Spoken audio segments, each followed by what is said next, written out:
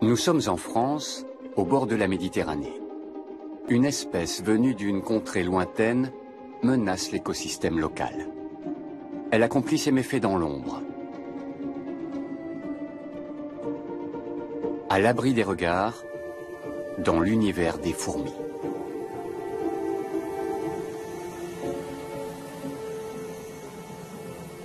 Ici, on se livre une lutte sans répit pour le territoire et la nourriture.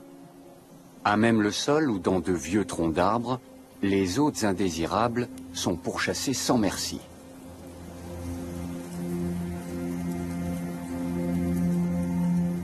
Comme cette minuscule fourmi.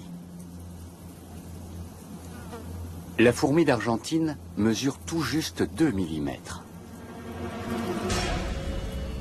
À côté d'elle, la fourmi noire locale fait figure de géante.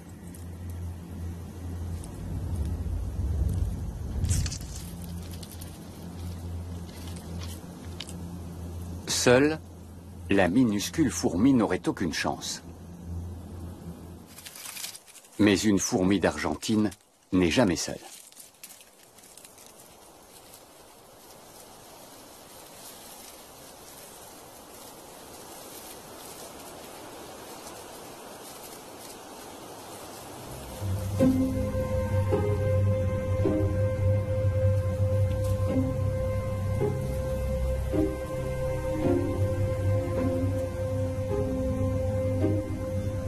Quand un commando de fourmis d'Argentine passe à l'attaque, le vainqueur n'est pas celui qu'on croit.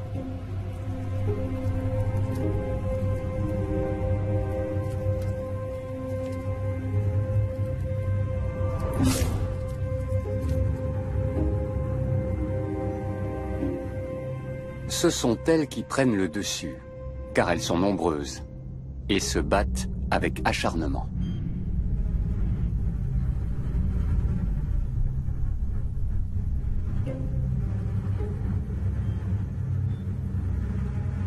Entre la géante et les lilliputiennes, les rapports de force se sont inversés.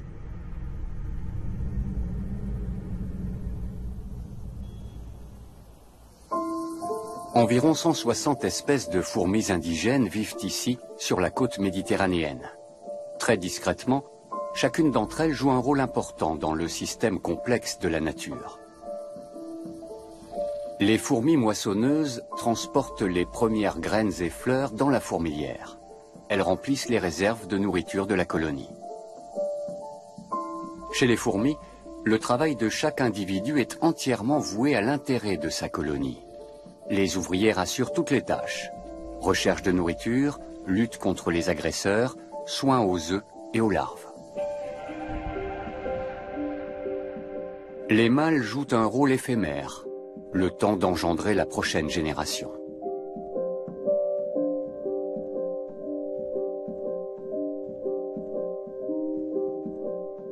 Ils se contentent de féconder la reine, qui règne sans partage sur la fourmilière.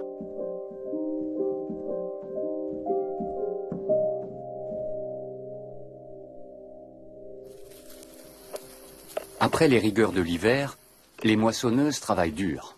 Il faudra bientôt accueillir la nouvelle génération.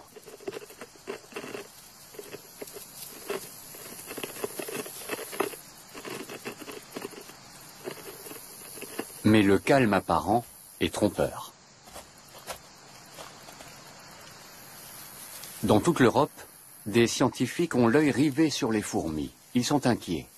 Les espèces indigènes sont menacées par l'invasion des fourmis d'Argentine.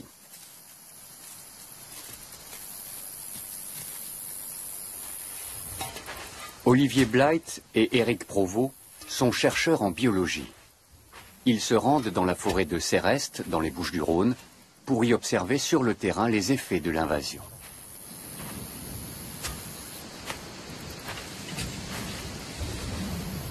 J'ai grandi avec les fourmis d'Argentine. Dans un endroit comme ça, avec le niveau d'invasion et d'infestation, c'est trop tard pour pouvoir éradiquer la fourmi d'Argentine. Il faudrait pouvoir détecter une introduction récente et à ce moment-là, on pourrait éventuellement mettre en place un plan d'éradication. Mais une fois qu'elle est installée, c'est utopique de penser qu'on pourrait l'éradiquer.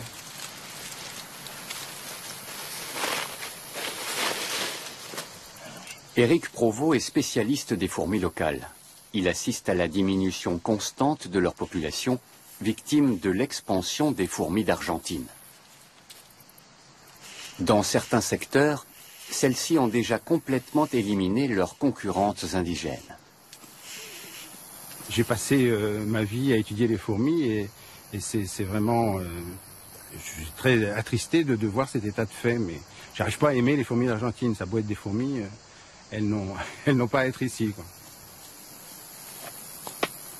Il n'empêche qu'avec la douceur de son climat, le bassin méditerranéen leur offre une terre d'accueil idéale. Cette espèce est originaire d'Amérique du Sud, plus précisément d'Argentine. Au début du siècle dernier, de nombreuses fourmis traversent l'Atlantique à bord de navires de commerce. Elles voyagent cachées au milieu des feuilles de palmier et des sacs de café transportés par milliers d'Amérique du Sud vers l'Europe.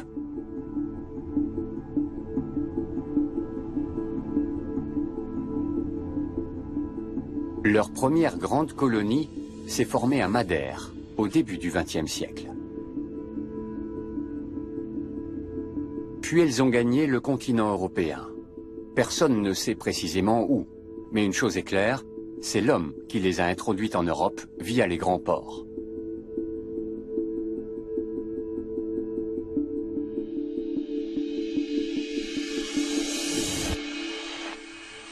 Dans la forêt de Céreste, le nid d'hiver des fourmis d'Argentine est en effervescence.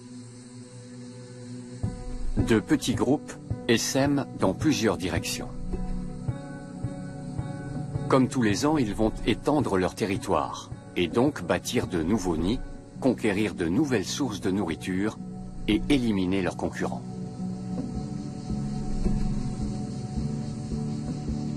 Les fourmis vivent dans un monde d'odeurs. Elles communiquent par signaux chimiques et suivent des traces invisibles à l'œil. Leur nouveau nid ne se trouve qu'à quelques mètres du nid d'origine, mais à leur échelle, c'est l'équivalent de plusieurs kilomètres. Il ne leur faut pas grand-chose. Quelques dizaines d'ouvrières font déjà l'affaire. Elles peuvent élire domicile sous une pierre, dans un jardin ou dans un terrier abandonné. Contrairement aux espèces locales, elles ne sont pas difficiles.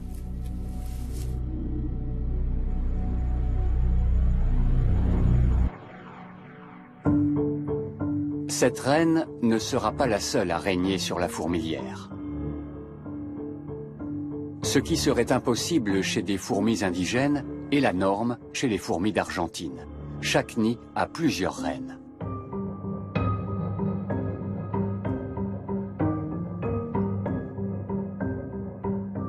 On en dénombre couramment 15 à 20 par nid.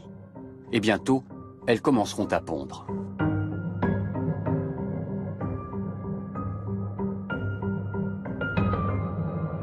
Les biologistes doivent comprendre les stratégies des envahisseuses pour trouver un moyen d'enrayer leur progression. Ils cherchent des nids qu'ils pourront étudier en laboratoire. T'as regardé sous les deux pierres là? Non. Ça là? Non. On va regarder. Comprendre comment les fourmis se répartissent sur une surface de la taille d'un terrain de football n'est pas chose facile. Ah ouais, ben là t'en as un là. Qui va avec qui? Quels sont les nouveaux nids? Et à quel stade en sont-ils? Avec du couvain, des rennes là. Une reine ici. Il n'est pas très gros, mais ça peut suffire là déjà, non? Olivier Blight est un intrus, il se fait immédiatement attaquer. Pour notre test d'agressivité, elle est là la reine. Là. La coexistence de nombreuses reines dans chaque nid est l'une des stratégies de l'espèce pour s'imposer.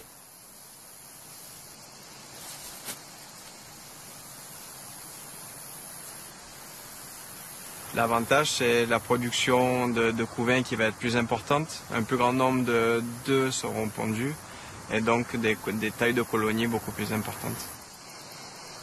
Voilà une reine. Elle se promène à l'air libre. Chez les fourmis indigènes, quand la reine quitte la fourmilière, la colonie meurt. Mais chez les fourmis d'Argentine, elle n'est qu'une femelle reproductrice parmi d'autres. Elle n'a rien d'irremplaçable.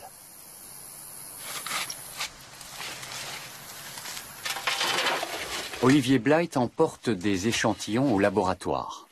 Il veut tester l'agressivité des nids de fourmis d'Argentine entre eux.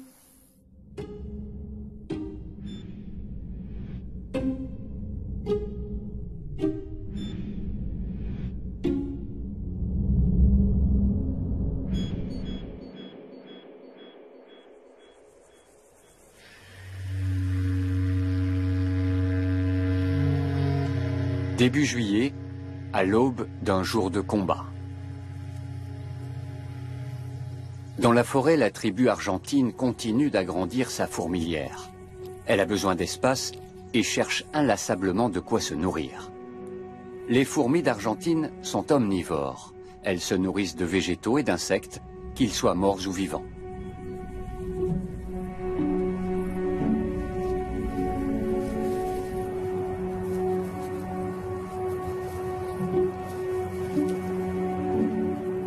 Mais les ressources disponibles dans les parages ne suffisent plus. Pour étendre leur territoire, les fourmis d'Argentine doivent passer à l'attaque. À quelques mètres de là, vivent des fourmis moissonneuses. Tout au fond des galeries, les mâles ont déjà fécondé la reine.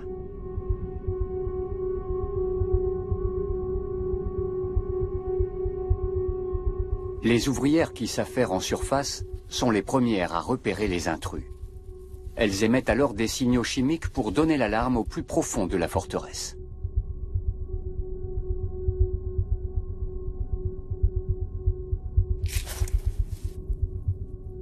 Les premiers soldats remontent pour repousser les assaillantes. Mais quelques fourmis d'Argentine parviennent à s'introduire à l'intérieur du nid.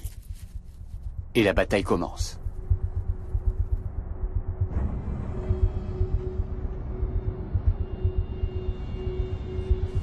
Les unes font le guet, les autres passent à l'attaque. Les minuscules ouvrières s'en prennent aux pattes et aux antennes de leurs victimes. Au début, les fourmis moissonneuses arrivent encore à protéger leur nid. Mais au bout de quelques heures, les assaillantes atteignent les dernières chambres, tout au fond de la fourmilière. C'est alors que la reine s'aventure hors de sa chambre.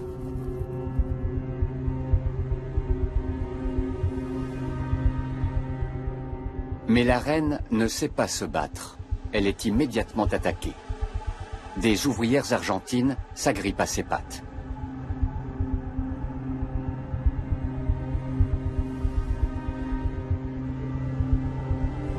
Leurs minuscules mandibules sont puissantes. Avec une force incroyable, elles immobilisent la reine.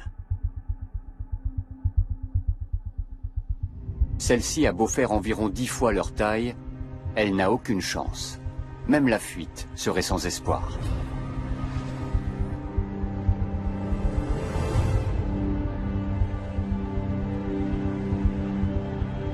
Au terme d'un combat de plusieurs heures, les fourmis d'Argentine privent la colonie de son élément le plus précieux et la condamnent à disparaître.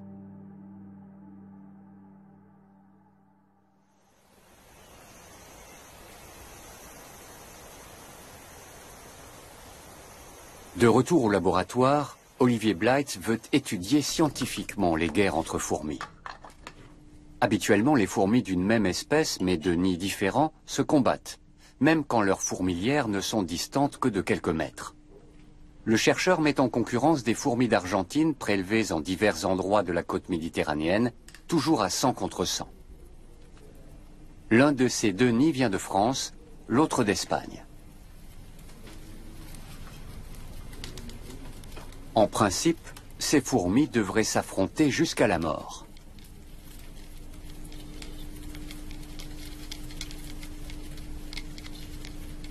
Mais au lieu de se battre, elles partagent leur nourriture.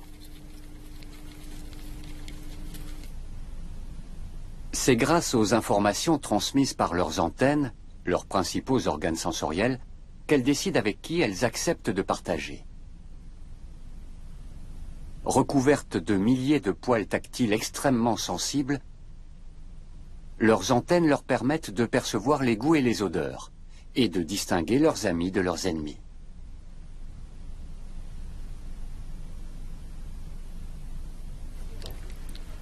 Olivier Blight constate certes de légères différences comportementales, mais la plupart des fourmis d'Argentine coopèrent au lieu de se battre, comme si elles appartenaient toutes à une seule supercolonie.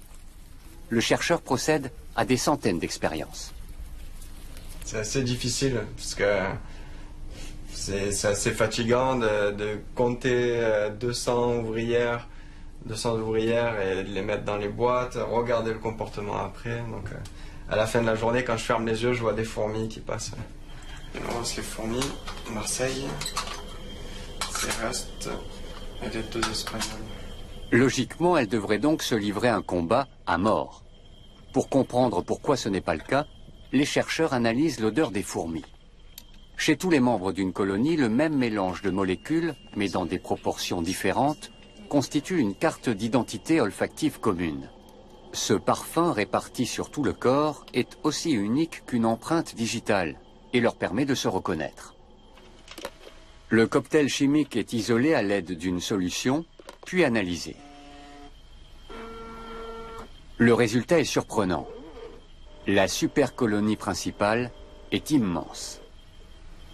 Donc ici, on voit des ouvrières appartenant, ici en bleu foncé, à un site qui appartient donc à la supercolonie principale, en bleu clair, collectées en Espagne, et ici en bleu clair, des ouvrières qui ont été collectées à Marseille, et on se rend compte que les profils collent parfaitement.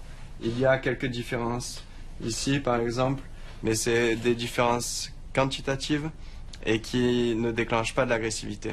Donc ici, entre ces ouvrières des 2 sites, nous n'avons observé aucune agressivité, malgré la distance de plusieurs milliers de kilomètres. C'est effectivement Les fourmis d'Argentine immigrées appartiennent donc visiblement toutes à la même famille. Elles coopèrent bien au-delà des frontières de leur colonie locale. Elles forment ainsi un gigantesque superorganisme, un atout primordial pour la conquête de territoires.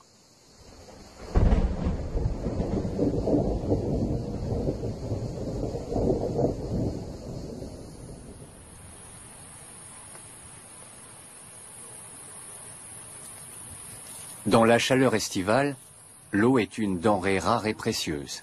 Pas une goutte ne se perd.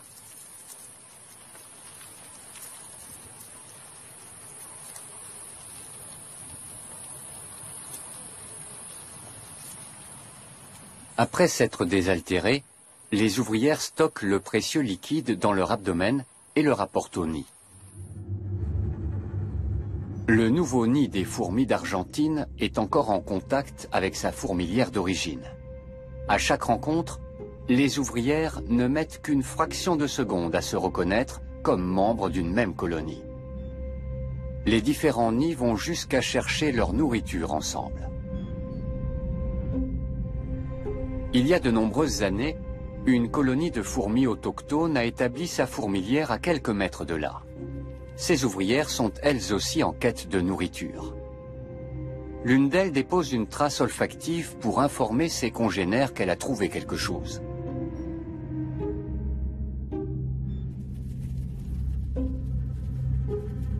Mais en regagnant le nid, elle s'aventure malencontreusement sur la piste des fourmis d'Argentine.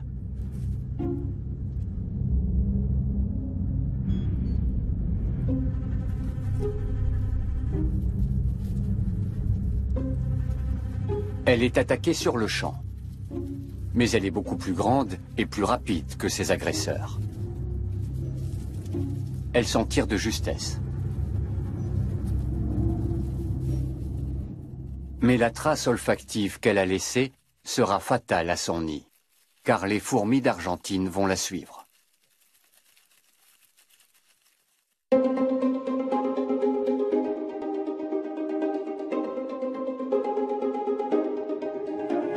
Leur attaque est rapide et précise. Chez toutes les fourmis, les antennes et les pattes sont les membres les plus importants, et donc les premières cibles de l'assaut.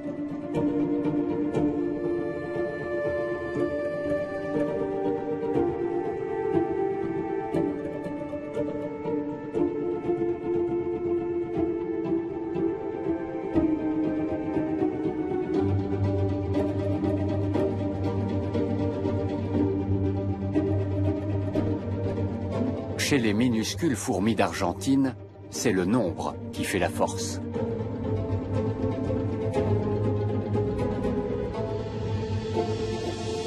La coopération de plusieurs nids leur permet de passer en quelques minutes d'un petit nombre d'individus à des centaines, puis à des centaines de milliers. Chaque fourmi autochtone est bientôt totalement recouverte de fourmis d'Argentine. C'est la débâcle.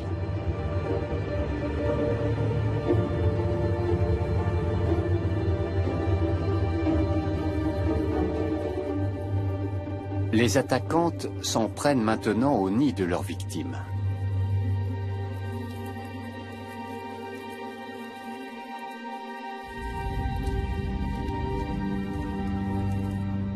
Et elles réussissent à s'emparer de la reine, le bien le plus précieux de la communauté.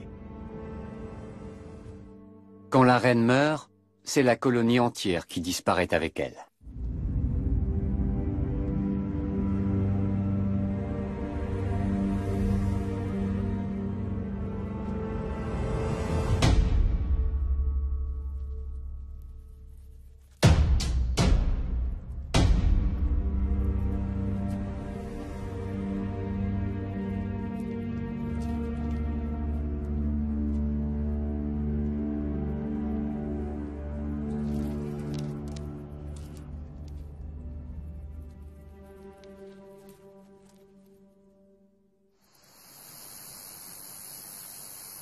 Le superorganisme fait régner la terreur bien au-delà de ses restes, et pas seulement parmi les fourmis.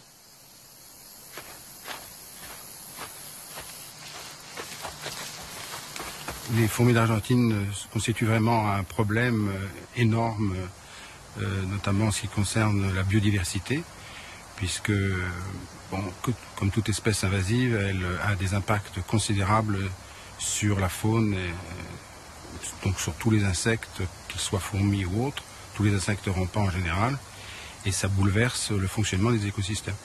Donc c'est vraiment un très grand problème. Sur leur terre d'origine, elles avaient des prédateurs, des parasites ou d'autres nids de fourmis par exemple. Mais ce n'est pas le cas le long des côtes méditerranéennes, où elles ont pu proliférer, se répandre et étendre leur zone d'influence pendant des décennies, souvent sans être remarquées par les biologistes. Depuis, elles ont formé le plus grand organisme de la planète. Il s'étend sur plusieurs milliers de kilomètres, du Portugal à l'Italie, en passant par la France et l'Espagne. Elles sont actuellement en train de conquérir les Baléares, la Corse et la Sardaigne. Le parc national de Doñana, sur la côte d'Andalousie, n'est pas épargné. L'écosystème y est très menacé par endroits.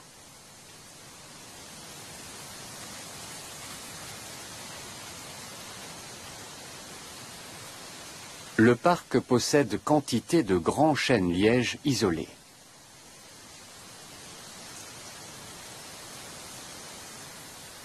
Les fourmis d'Argentine supportent mal la chaleur et la sécheresse qui règnent dans le parc. Mais l'humidité permanente qu'on trouve à l'ombre des chênes-lièges leur est propice.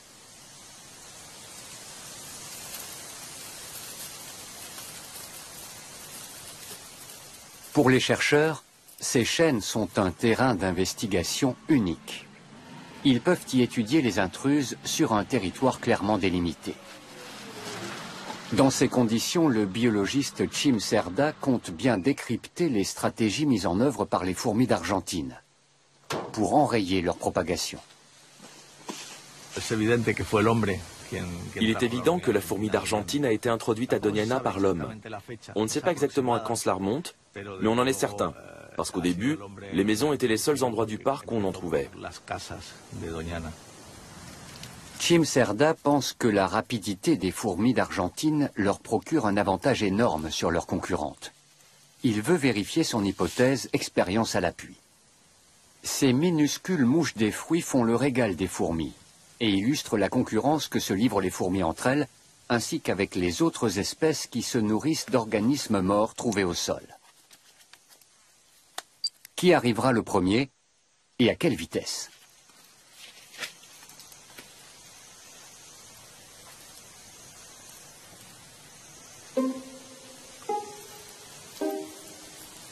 Au premier essai, c'est une fourmi d'Argentine.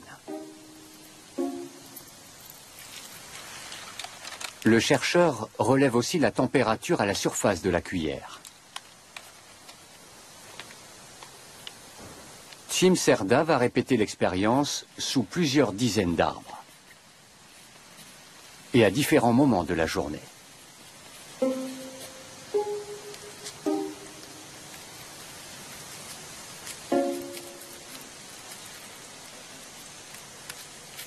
Le constat est invariable et sans équivoque. Le résultat nous a beaucoup surpris. Nous ne nous attendions pas à ce que la fourmi d'Argentine soit d'une telle efficacité. Parmi toutes les espèces présentes à Doñana, c'est la plus rapide pour trouver les cadavres d'insectes. Mais elle a une limite. Elle ne supporte pas les fortes températures. Dans les zones de très forte chaleur, ou aux heures les plus chaudes de la journée, elle est complètement anéantie. C'est le moment ou jamais d'être active pour les fourmis locales. Comme elle est généralement la première arrivée sur les lieux, la fourmi d'Argentine prive les autres espèces de nourriture. Une stratégie de plus pour affaiblir ses concurrentes. Car plus une colonie s'agrandit, plus il lui faut de nourriture. Cette tête d'oiseau mort renferme de précieuses protéines. Elle est immédiatement prise d'assaut.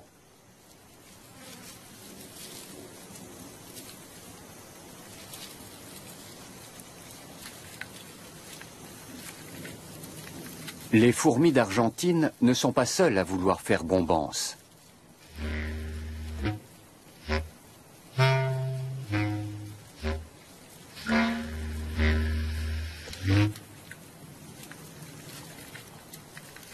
Mais elles ne tolèrent aucune concurrence.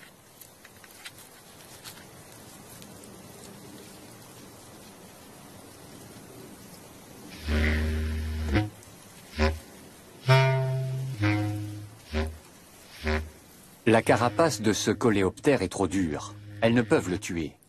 Mais des morsures dans les antennes, les pattes et les articulations suffisent à le faire déguerpir dardard.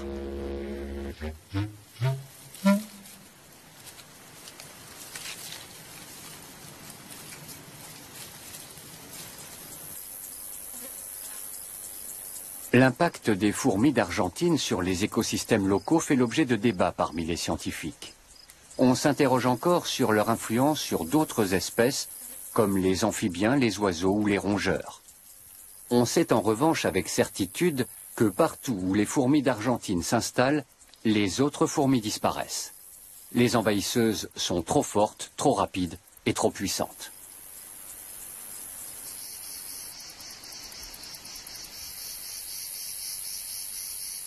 Dans la forêt de Céreste, le nouveau nid est déjà terminé. Les fourmis ont creusé des galeries sous une pierre. Le nid est petit et construit à l'économie. Il ne possède pas de chambre et descend à moins de 50 cm du sol. La colonie peut donc se déplacer à tout moment. Contrairement aux espèces autochtones, les fourmis d'Argentine sont flexibles et mobiles.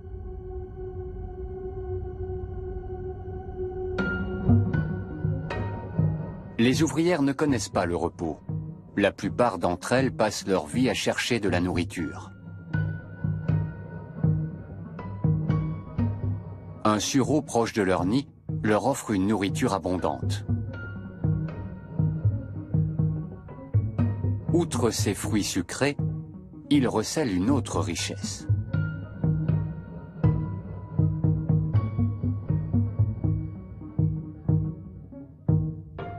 Des pucerons se nourrissent de la sève de l'arbre.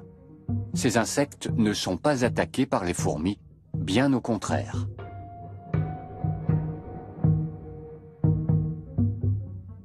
Car ils leur fournissent un mets de choix, un liquide énergétique et sucré, le miella.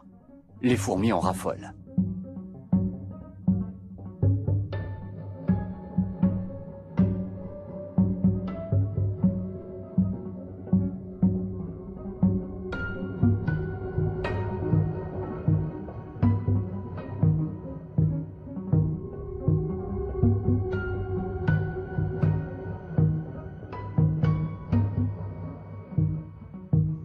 En contrepartie de cette précieuse nourriture, les fourmis protègent les pucerons de leurs prédateurs, principalement les coccinelles.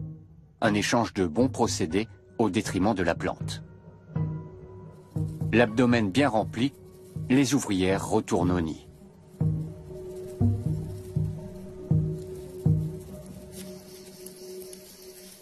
Les fourmis d'Argentine ont vite fait de conquérir tous les arbres de la forêt et privent leurs concurrentes du miella et de son potentiel énergétique. Olivier Blight et Eric Provost veulent savoir à quelle vitesse les fourmis d'Argentine étendent leur territoire. À Céreste, il est déjà trop tard pour l'établir. Pour cela, il leur faut un endroit où l'invasion soit à un stade moins avancé. Une île serait l'idéal. La Corse est très intéressante d'un point de vue écologique car cette île est considérée comme un point chaud de biodiversité. On y retrouve un grand nombre d'espèces endémiques et une très grande richesse de la faune et de la flore. Et notamment au niveau des fourmis, on compte plus de 80 espèces de fourmis.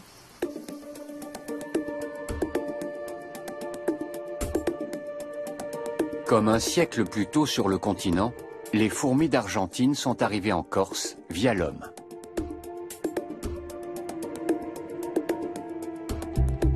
Les chercheurs placent désormais leurs espoirs ici, pour en savoir plus sur la progression des fourmis d'Argentine et leur impact sur la faune et la flore.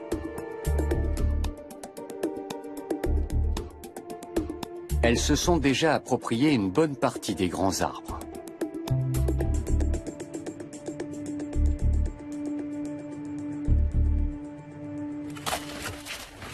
Il s'agit de déterminer la ligne de front de l'invasion. Il y a 2 ans, Olivier Blight avait constaté la présence sporadique de fourmis d'Argentine, mais aussi de nombreuses espèces autochtones. Qu'en est-il aujourd'hui?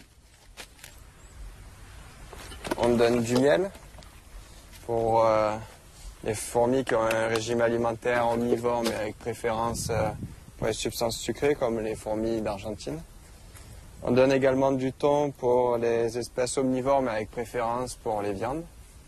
Et enfin, on donne du biscuit pour les espèces granivores. Il y a de quoi attirer toutes les espèces présentes sur l'île. Comme prévu, les fourmis d'Argentine arrivent en tête. Elles se ruent sur le miel qui renferme des trésors d'énergie.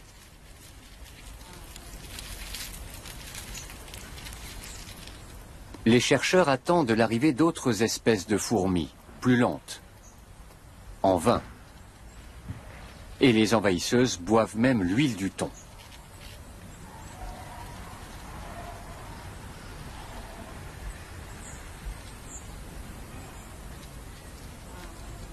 Là, il faut attendre encore plusieurs minutes, jusqu'à 1 heure, pour être sûr qu'on ne trouve pas d'espèces locales. Peine perdue. Pas une seule fourmi locale ne trouve le chemin de la nourriture.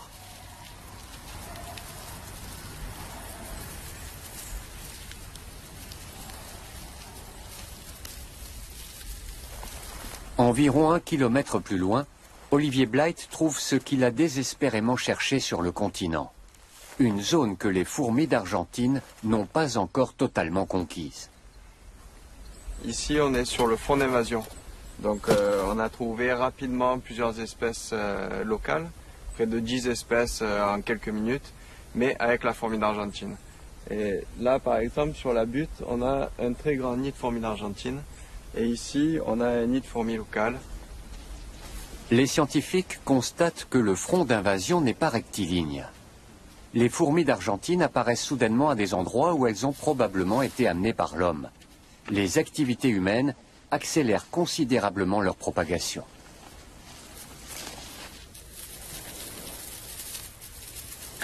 Les chercheurs utilisent diverses méthodes pour analyser le monde des fourmis locales. Jamais encore une étude aussi complète n'avait été réalisée. Les pièges permettront d'identifier formellement un certain nombre de fourmis.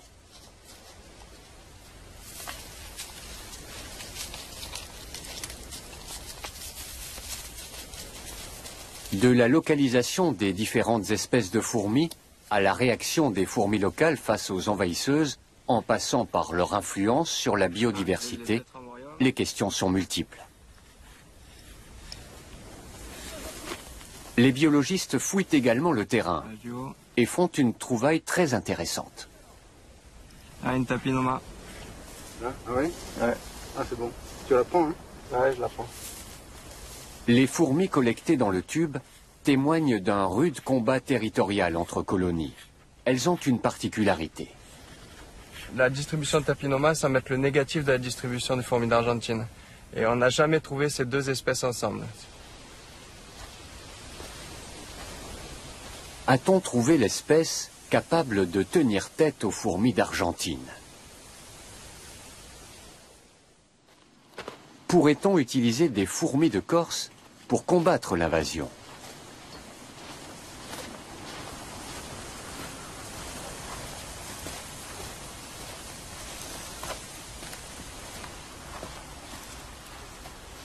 L'inventaire prend plusieurs mois. 1, 2, 3, 4. C'est vraiment marquant la différence qu'on peut avoir de chaque côté. À droite de l'étang de Biguglia, uniquement des fourmis d'Argentine. Et ici, à gauche, donc uniquement des fourmis locales. Les travaux des chercheurs le montrent, la tapinoma est réellement capable de résister aux fourmis d'Argentine. Mais elle n'est pas assez forte pour les chasser des territoires où elles se sont déjà établies.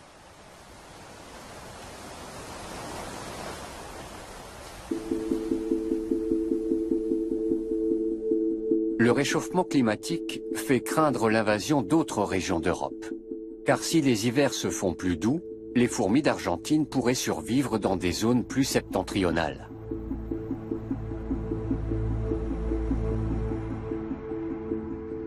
À la faculté de biologie de l'université de Munich, on étudie les fourmis depuis des années. Jusqu'à une époque récente, les fourmis d'Argentine n'y faisaient l'objet d'aucune recherche. Mais la donne a changé. Nous devons nous attendre au pire. Rien ne nous garantit que l'Allemagne ne sera pas envahie un jour. Il faut dès maintenant étudier cette espèce pour pouvoir agir efficacement le moment venu. Dans cette optique, les scientifiques analysent le langage des fourmis. Ils relient un nid artificiel à un emplacement où se trouve du miel.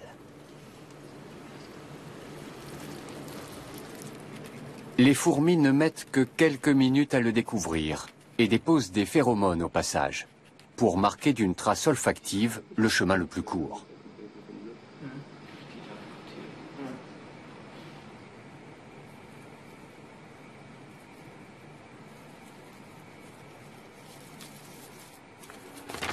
Les molécules qui composent cette trace sont issues d'une glande minuscule située dans l'abdomen des fourmis.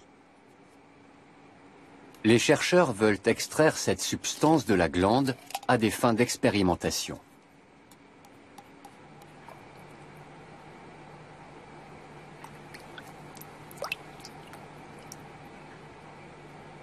Pour prélever la glande en question, qui ne mesure que quelques centièmes de millimètre, il faut s'armer de calme et de patience. Mais on peut y arriver.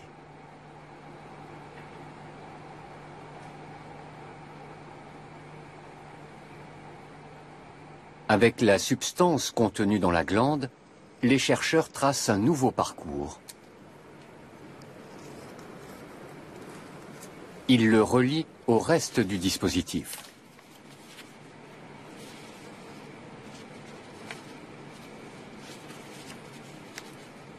Si leur test fonctionne, les fourmis doivent dévier de leur route.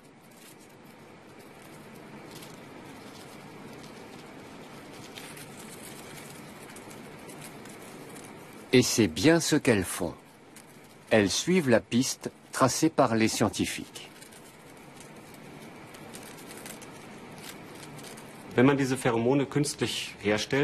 Si l'on synthétisait ces phéromones et qu'on les diffusait dans la nature, on pourrait perturber la communication au sein de la colonie en déréglant tellement le comportement des fourmis qu'elles seraient incapables d'approvisionner normalement leur nid. À la longue, les populations arrêteraient d'augmenter et dans l'idéal, elles diminueraient fortement. Cela pourrait être un moyen d'endiguer l'invasion.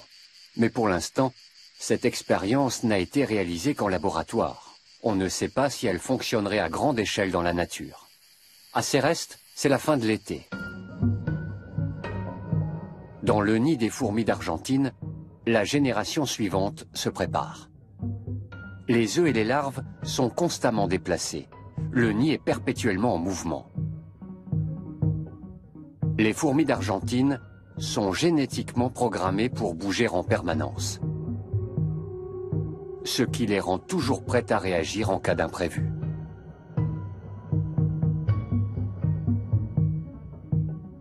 Pour se développer, les œufs et les larves doivent être constamment nourris et débarrassés de leurs parasites. Ils viendront ensuite renforcer l'armée des ouvrières.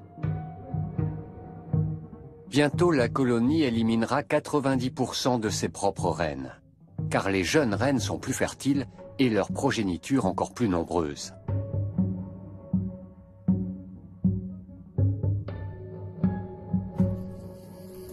Quelle influence a la guerre des fourmis sur les organismes situés plus haut dans la chaîne alimentaire?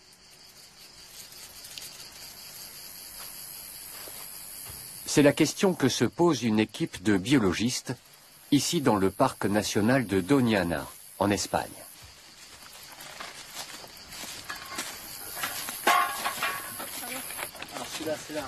Ils espèrent que les vieux chênes-lièges pourront leur fournir la réponse.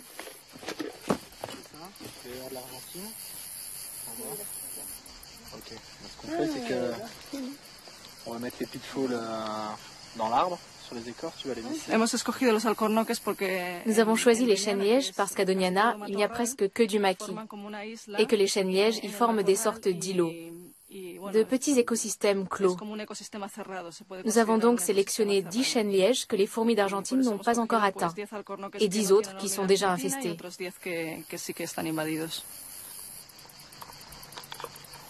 Les chercheurs doivent d'abord déterminer quelles espèces vivent dans ces écosystèmes clairement délimités, qu'il s'agisse d'insectes, d'amphibiens ou de mammifères.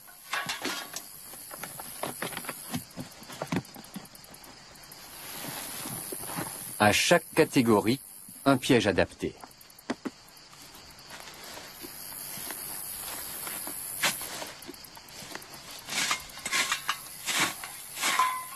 Le chêne-liège est entouré d'une clôture. Les pièges à insectes sont remplis d'eau savonneuse. Mais curieusement, cela ne semble pas gêner les fourmis d'Argentine.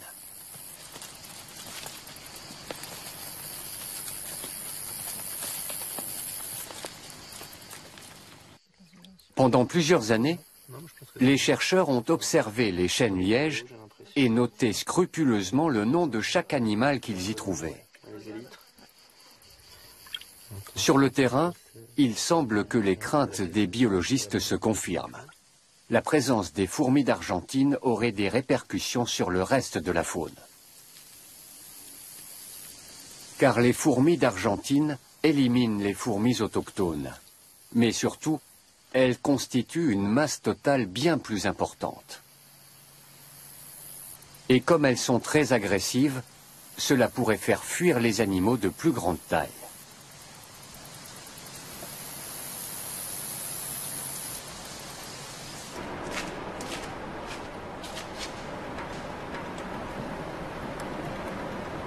Les échantillons prélevés par l'équipe de chercheurs sont stockés au sous-sol de la faculté de biologie de l'Université de Séville. On y trouve des spécimens de la plupart des occupants des chênes-lièges. Leur approvisionnement en nourriture dépend de cet écosystème dont l'équilibre est modifié par les fourmis d'Argentine.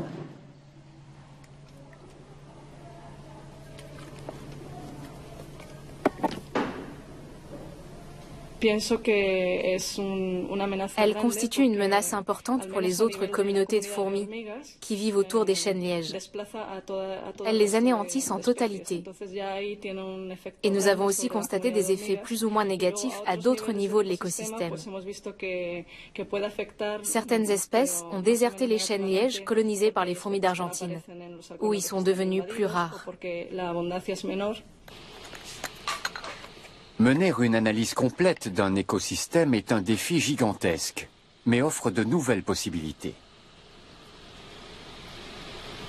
C'est vraiment une phase très intéressante parce qu'on peut voir directement l'impact de chacune des espèces.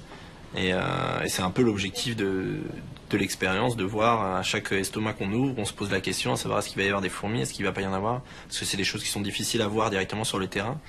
Et là, en ouvrant les estomacs, on peut tout de suite observer ce qui se passe et comprendre la chaîne alimentaire sous ces arbres. Alors le poids, 5 grammes. Les chercheurs ont déjà identifié des changements chez les amphibiens. Par exemple, chez le crapaud calamite, grand consommateur de fourmis d'Argentine. Comme celles-ci sont très abondantes, la population de crapauds augmente. En revanche, des espèces qui se nourrissaient d'autres fourmis désertent cet écosystème où elles n'ont plus rien à manger. Je me demande si... Cette étude vient tout juste de commencer et il faudra des années pour établir les conséquences de l'invasion sur le long terme.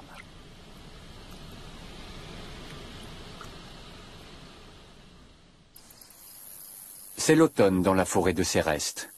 Chez les fourmis d'Argentine, la nouvelle génération doit apprendre à se battre. La fourmilière est sur le pied de guerre, la lutte pour le territoire continue. La dernière victime de l'année sera une colonie de fourmis noires des bois. Elles sont plusieurs milliers à vivre dans ce tronc d'arbre.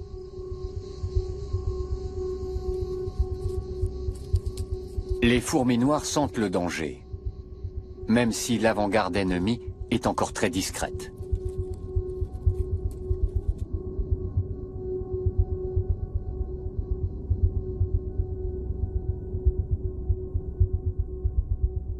Quelques fourmis d'Argentine arrivent en éclaireuse. Elles se cachent dans de minuscules fentes. Mais elles sont découvertes.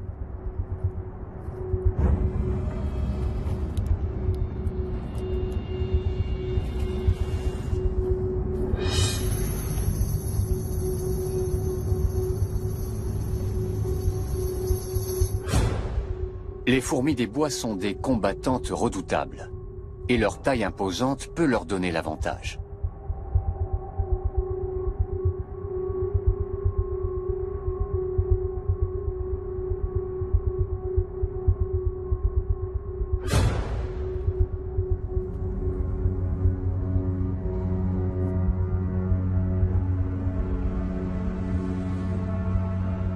De leurs énormes mandibules, elles broient les minuscules assaillantes. Les fourmis noires ont repoussé la première vague ennemie. Mais il faut mettre les œufs en lieu sûr, car la vague suivante est en marche.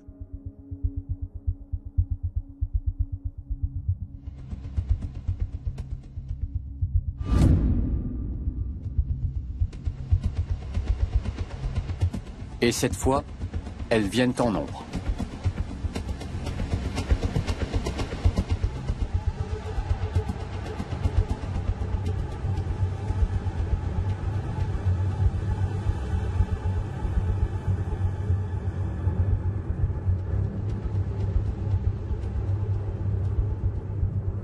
Elles plantent dans le bois leurs minuscules griffes, qui ne font que quelques dixièmes de millimètre.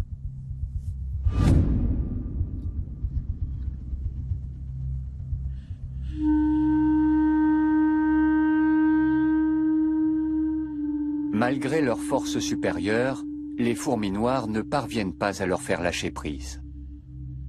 Sur le tronc comme au sol, les environs de la colonie se transforment en champ de bataille.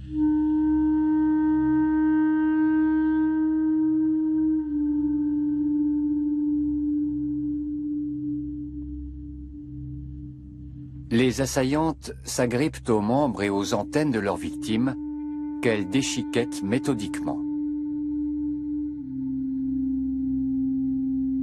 Privées de leurs principaux organes sensoriels, les géantes n'ont plus aucune chance.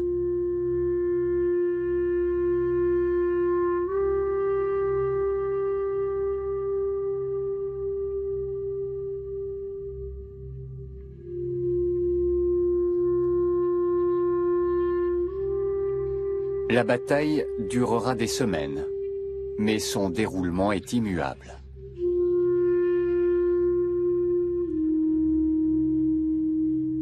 Les fourmis d'Argentine continueront de se battre jusqu'à ce que mort s'en suive s'il le faut.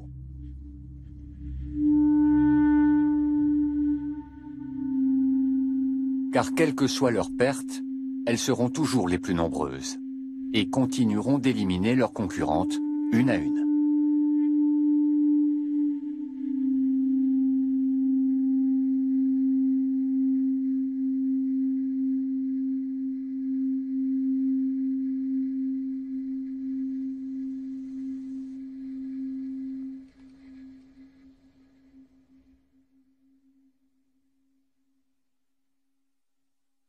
Une année guerrière s'achève, d'autres suivront.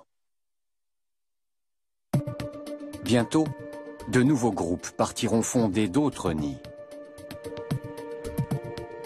Les nids formeront des réseaux. Ils coopéreront et continueront de croître. Dans leurs expéditions guerrières, ils anéantiront les espèces locales, du couvain aux ouvrières et aux reines. Et l'homme n'a pas encore trouvé le moyen de les contrer.